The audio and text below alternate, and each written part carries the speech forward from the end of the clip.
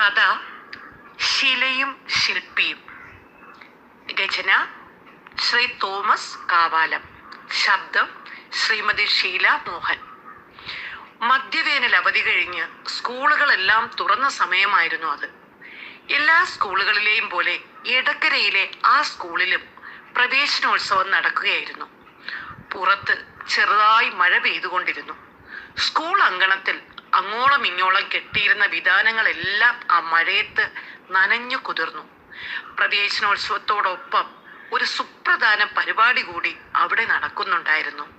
Govindan master അവസാനമായി നിർമ്മിച്ച ശില്പത്തിന്റെ അനാച്ഛാദനം. പുസ്തകം കയ്യിൽ പിടിച്ചു നിൽക്കുന്ന ഒരു വിദ്യാർത്ഥിനിയുടെ രൂപമായിരുന്നു അത്. അതിന്റെ അടിയിൽ ഇങ്ങനെ എഴുതിയിരുന്നു: കല്ലിൽ നിന്നും ശില്പത്തിന് രൂപം കൊടുത്ത ശില്പി ഗോവിന്ദൻ മാസ്റ്റർ, മനുഷ്യരെ സ്വപ്നം കാണാൻ പഠിപ്പിച്ച ഗുരുവിന്. ആ ശില്പത്തിന്റെ ഉദ്ഘാടന ചടങ്ങിൽ പ്രധാന അതിഥിയായിരുന്നു ആ വിദ്യാഭ്യാസ ജില്ലയിലെ പുതിയ DO അനിരുദ്ധൻ സാർ. അധ്യാപിക ശ്രുതി പ്രാസംഗികയും. വേദിയിൽ സംസാരിക്കുമ്പോൾ അവളുടെ കണ്ണുകൾ നിറഞ്ഞിരുന്നു. അവൾ പറഞ്ഞു: എനിക്ക് ജീവൻ തന്നത് എൻ്റെ അമ്മയാണ്. എന്നാൽ എൻ്റെ ജീവിതത്തിന് രൂപം നൽകിയത് ഒരു ശില്പിയാണ്. ഒരിക്കലും കൊടുത്തു തീർക്കാനാവാത്ത ആ കടം, അതാണ് എൻ്റെ മനസ്സിൽ ഇന്നും മായാതെ കിടക്കുന്നത്. ഗോവിന്ദൻ മാസ്റ്ററെ കല്ലിൽ നിന്നും ശില്പങ്ങൾ ഉണ്ടാക്കുന്ന ഒരു ശില്പിയായിട്ടാണ് നിങ്ങൾ കാണുന്നതെന്ന് എനിക്കറിയാം. എന്നാൽ എനിക്ക് അദ്ദേഹം അതിലുപരി എന്തോ ആണ്. ജീവൻ തുടിക്കുന്ന ഒരു ശില്പം നിർമ്മിച്ചവൻ. അങ്ങനെയും ചില ശില്പങ്ങൾ ഗോവിന്ദൻ മാസ്റ്റർ നിർമ്മിച്ചിട്ടുണ്ട്. അതിലൊന്നാണ് ഈ ഞാനും തീർച്ചയായും നിർമ്മിക്കും ചില ശില്പങ്ങൾ. അതെൻ്റെ ആഗ്രഹമാണ്. എൻ്റെ കടം വീട്ടാനുള്ളൊരു മാർഗമാണ് ജീവൻ തുടിക്കുന്ന ശില്പങ്ങൾ. വേദിയിൽ നിന്നിറങ്ങുമ്പോൾ അവൾ ആ ശില്പത്തെ ഒന്ന് നോക്കി. അവളുമായുള്ള രൂപസാദൃശ്യം അത് അവിടെ കൂടിയിരുന്ന കൊച്ചു കുട്ടികൾക്ക് പോലും മനസ്സിലായി. പക്ഷെ എല്ലാവരും നിശബ്ദത പാലിച്ചു. അത് കല്ലായിരുന്നു. പക്ഷെ അതിൽ അവൾക്കൊരു അച്ഛന്റെ സ്നേഹവും കരുണയും ദയാവായ്പും ദർശിക്കാൻ സാധിച്ചു. സ്റ്റേജിന്റെ പടികൾ ഇറങ്ങി താഴേക്ക് വരുമ്പോൾ ശ്രുതി മനസ്സുകൊണ്ട് അവളുടെ ജീവിതത്തിന്റെ പടികൾ ഇറങ്ങി പിന്നോട്ട് നടക്കുകയായിരുന്നു. കർക്കിടകത്തിലെ ഒരു കറുത്ത വാവിന് മഴ തകർത്തു പെയ്തുകൊണ്ടിരുന്ന ആ അഭിശപ്ത നിമിഷം അവളുടെ മനസ്സിനെ വല്ലാതെ മതിച്ചു. തമിഴ്നാട്ടിലെ ഈറോഡിൽ നിന്ന് വന്ന ഒരു ട്രക്കിൽ നിന്നും അവളുടെ മദ്യപനായ അച്ഛൻ മധ്യ കേരളത്തിലെ പ്രശസ്തമായ ഒരു ക്ഷേത്രത്തിന്റെ വാതിലിൽ കുറെ ശില്പങ്ങൾ നിർത്തിവെച്ചിരുന്ന റോഡരികിൽ അവളെ ഇറക്കി വിട്ടിട്ട് കടന്നു കളയുകയായിരുന്നു. ഭാഗ്യത്തിന് പെൺഭ്രൂണമാണെന്നറിഞ്ഞ് അയാൾ ഗർഭത്തിലെ അവളെ കൊന്നുകളഞ്ഞില്ല. കുറ്റാക്കുറ്റിരുട്ടത്ത് ചിമ്മിനി വിളക്കിന്റെ വെളിച്ചത്തിൽ കല്ലിലിട്ട് ഉളിയും കൊട്ടുവടിയും ഉപയോഗിച്ച് കൊട്ടുന്ന ശബ്ദം കേട്ടാണ് അവൾ അവിടേക്ക് നടന്നു ചെന്നത്. ചാച്ചാ, കുടിക്കതുക്ക് അല്പം നീര് കിടക്കുമാ. ഇരുട്ടിൽ ഏതോ മായാവി സംസാരിക്കുന്നത് പോലെയുള്ള ഒരു കൊച്ചു കുഞ്ഞിന്റെ ശബ്ദം അവളെ സ്തബ്ധയാക്കി. അയാൾ സാവധാനം തലപൊക്കി ഇരുട്ടിലേക്ക് നോക്കി. 50 വർഷത്തെ ജീവിതത്തിനിടയിൽ പല കാഴ്ചകളും കണ്ടിട്ടുള്ള അയാൾ ഇതുപോലൊരു കാഴ്ച ആദ്യമായി കാണുകയായിരുന്നു.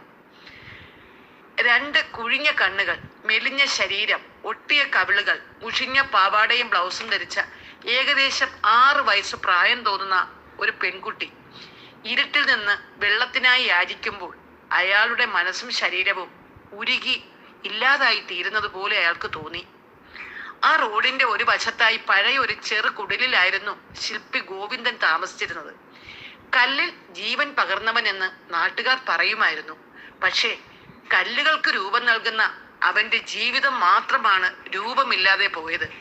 ഭാര്യ മരിച്ചതിന് ശേഷം ഒറ്റയ്ക്കായിരുന്നു അവന്റെ ജീവിതം. മക്കളൊന്നുമില്ല. മനസ്സ് മുഴുവൻ കല്ലുകളിൽ ഉറങ്ങുന്ന ശില്പങ്ങളും മാത്രം. ചാച്ചാ, നീര് കിടക്കുമാ? അവൾ നിസ്സഹായ അയാളോട് വീണ്ടും വീണ്ടും യാചിക്കുന്നതായി അയാൾക്ക് തോന്നി. ആ കണ്ണുകളിൽ പേടിയും ക്ഷീണവും കുടികൊള്ളുന്നതായി അയാൾക്ക് മനസ്സിലായി. സ്വർഗത്തിൽ നിന്നും ഭൂമിയിലേക്ക് വീണുപോയൊരു മാലാഖയെപ്പോലെ അവൾ അവിടെ നിന്ന് കെഞ്ചുകയാണ്. അകത്തേക്ക് വാ മോളെ, അയാൾ പറഞ്ഞു. അവൾ വെള്ളം കുടിച്ചു. കുറച്ചുനേരം മിണ്ടാതിരുന്നു. പിന്നെ പറഞ്ഞു: എൻ്റെ പേര് ശ്രുതി. വീടില്ല, അമ്മ മരിച്ചുപോയി. അച്ഛന് ഇഷ്ടമില്ല, ഇറക്കി വിട്ടതാണ് അച്ഛൻ്റെ വണ്ടിയിൽ നിന്നും. ഒരു 6 വയസ്സുകാരുടെ ഭാഷയിൽ അവളുടെ ജീവചരിത്രം മുഴുവൻ അവൾ ആ നിമിഷം അയാളുടെ മുന്നിൽ അവതരിപ്പിച്ചു. അച്ഛൻ മദ്യാസക്തൻ, അമ്മ മരിച്ചുപോയി. വീട്ടിൽ സുരക്ഷിതത്വമില്ല. പഠിക്കാൻ ആഗ്രഹമുണ്ടായിരുന്നെങ്കിലും അവളെ ഒരു ഫാക്ടറിയിലേക്ക് ജോലിക്ക് അയക്കാനായിരുന്നു അയാളുടെ തീരുമാനം. അതും നടക്കാതെ വന്നപ്പോൾ അവളുടെ അച്ഛൻ എങ്ങനെയും അവളെ ഒഴിവാക്കാൻ തീരുമാനിക്കുകയായിരുന്നു. ഗോവിന്ദൻ കുറച്ചു നേരം മിണ്ടാതെ നിന്നു. എന്നിട്ട് ചോദിച്ചു, നിനക്ക് പശിക്കുന്നോ? അയാൾ മറുപടിക്കായി കാത്തു നിന്നില്ല. അവളുടെ കണ്ണു നിറഞ്ഞു. ആ കണ്ണുകൾ അവളുടെ ദയനീയാവസ്ഥ വിളിച്ചു പറഞ്ഞു. ആ ദിവസം മുതൽ ശ്രുതിയുടെ ജീവിതം ഗോവിന്ദിൻ്റെതായി മാറി. ഗോവിന്ദിന്റെ ജീവിതം ശ്രുതിയുടെയും. കുറച്ചുനാൾ അവളെ അന്വേഷിച്ചു. ആരെങ്കിലും വരുമെന്ന് വിചാരിച്ച് അയാൾ കാത്തിരുന്നു. പക്ഷെ ആരും വന്നില്ല. ഗോവിന്ദൻ അവളെ നാട്ടിലെ സർക്കാർ സ്കൂളിൽ ചേർത്തു. വീട്ടിൽ ശ്രുതി അച്ഛന് വേണ്ടി കല്ലുകൾ ശുചിയാക്കി, പൊടി തുടച്ചു. വളർന്നപ്പോൾ പാചകം ചെയ്യാനും തുടങ്ങി. ഇടയ്ക്കിടയ്ക്ക് കുഞ്ഞു മനസ്സ് ചോദിച്ചു, ചാച്ചാ, ഈ കല്ലിൽ നിങ്ങൾ ശില്പത്തെ എങ്ങനെ കാണും? ഗോവിന്ദൻ ചിരിക്കും. എന്നിട്ട് പറയും, എല്ലാ കല്ലിലും ഒരു ശില്പമുണ്ട് മോളെ. ഒരു നല്ല ശില്പിക്ക് മാത്രമേ അതിലെ ശില്പത്തെ കാണാൻ കഴിയൂ. പക്ഷെ ഉള്ളിലെ ആ രൂപം പുറത്തെടുക്കലാണ് ശില്പിയുടെ ജോലി. ഒരു നല്ല അധ്യാപകൻ ഒരു വിദ്യാർത്ഥിയുടെ ഉള്ളിൽ ഒളിഞ്ഞിരിക്കുന്ന കഴിവുകൾ പുറത്തെടുക്കുന്ന പോലെ ആ വാക്കുകൾ ശ്രുതിയുടെ മനസ്സിൽ പതിഞ്ഞു. ജീവിതത്തിൽ ഒരു അധ്യാപികയാകണമെന്നുള്ള ആഗ്രഹം അവളുടെ ആ കുഞ്ഞു മനസ്സിലുദിച്ചു. വർഷങ്ങൾ കടന്നു.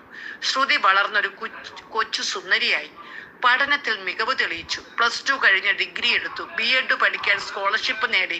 ഗ്രാമം മുഴുവൻ അവളെക്കുറിച്ച് അഭിമാനിച്ചു. പക്ഷെ അതിനിടെ ഗോവിന്ദൻ മാസ്റ്ററുടെ ആരോഗ്യനില മോശമായി. കൈകൾ വിറയ്ക്കാൻ തുടങ്ങി. കണ്ണുകളുടെ കാഴ്ചയും കുറഞ്ഞു. ഒരിക്കൽ കല്ലിൽ ജീവൻ പകർന്ന ആ കൈകൾക്ക് ഒരു ചെറു കൊത്തുപണി പോലും ചെയ്യാനായില്ല. ഒരു വൈകുന്നേരം ശ്രുതി അവന്റെ സമീപത്തിരുന്നു. ചാച്ചാ, ഇനി ചാച്ചൻ വിശ്രമിക്കണം. ഗോവിന്ദൻ പതുക്കെ പറഞ്ഞു. അതെ, എനിക്ക് വിശ്രമിക്കാൻ സമയമായി. എന്റെ അവസാന ശില്പം ഞാൻ ഇതിനകം തീർത്തു. ശ്രുതി ആശ്ചര്യപ്പെട്ടു. എവിടെയാണത്? ഗോവിന്ദൻ അവളുടെ മുഖത്തേക്ക് നോക്കി. അത് നീയാണ് മോളെ. ആ ശില്പം പൂർത്തിയായി, പിന്നെ എനിക്ക് ഉറങ്ങാം. ആ ശില്പം പൂർത്തിയായി, പിന്നെ എനിക്ക് ഉറങ്ങാം. കുറച്ചു മാസങ്ങൾക്ക് ശേഷം ഗോവിന്ദൻ ശാന്തമായി ഉറങ്ങി. നിത്യനിദ്ര. അവന്റെ ശില്പശാലയിൽ അവൻ അവസാനമായി പണിതീർത്തൊരു ശില്പം ഉണ്ടായിരുന്നു. ഒരു പെൺകുട്ടി പുസ്തകം പിടിച്ചു നിൽക്കുന്ന രൂപം. ആ മനോഹരമായ ശില്പം അവൾ ആദ്യമായി ജോലിക്ക് കയറിയ ആ ഗ്രാമത്തിലെ സ്കൂളിന്റെ പ്രധാന കവാടത്തിൽ സ്ഥാപിച്ചു. ആ ശില്പത്തിലൂടെ ആ ഗ്രാമവാസികൾ ഗോവിന്ദൻ മാസ്റ്ററെ അനശ്വരനാക്കി. യോഗം കഴിഞ്ഞ് സ്കൂളിനടുത്ത് ഗോവിന്ദൻ മാസ്റ്റർ കല്ലുകൊണ്ട് നിർമ്മിച്ച അവളുടെ വീട്ടിലേക്ക് നടക്കുമ്പോൾ റോഡിന്റെ ഇരുവശങ്ങളിൽ നിന്ന് ആളുകൾ ശ്രുതിയെ കൈവീശി ആശംസകൾ അറിയിച്ചു. അപ്പോഴും മഴ ശമിച്ചിട്ടുണ്ടായിരുന്നില്ല. സ്വന്തമായി വീശിക്കൊണ്ടിരുന്ന കാറ്റിന്റെ കുളിർമയും സുഖവും ആസ്വദിച്ചും അവൾക്ക് ജീവനും ജീവിതവുമായ ആ വലിയ മനുഷ്യനെ സ്മരിച്ചുകൊണ്ടും അവൾ വീട്ടിലേക്ക് നടന്നു കയറി.